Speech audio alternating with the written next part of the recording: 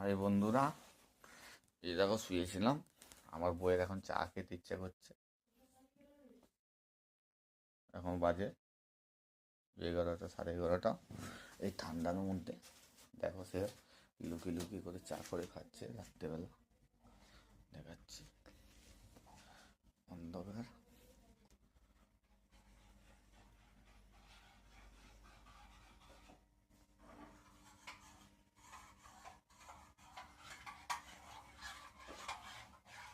কি করছে তুমি?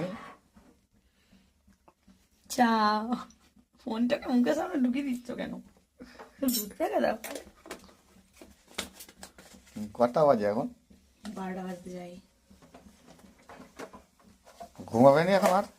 চাটা খেয়ে ঘুমোবো। লোক চা খাই জেগে থাকার জন্য, আমি চা খাই ঘুমানোর জন্য। দেখো বন্ধুরা, এখন 12টা বাজতে যাই।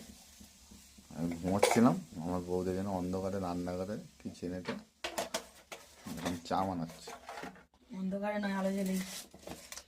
হাই চিনকই দিয়ে দিই একটু। নতুন বউ লুকি লুকিয়ে তো চা করতেছে রাত্রি 12টার সময়। লুকি লুকি চা করতে যাবো? সবাই যে রাত্রে লাগি ডেকে তুলে চা করবো? সবাই ঘুমিয়ে পড়ছে, আর ও এখন দেখি না, আমি ঘুমাচ্ছিলাম, এখন দেখি না, খুঁজে পাইনি, চা করছে এটা এখন ওরই গায়ে দিয়ে। তো শাশুড়ি কালকে তোকে দেখবি মানে পেয়ে যাবে।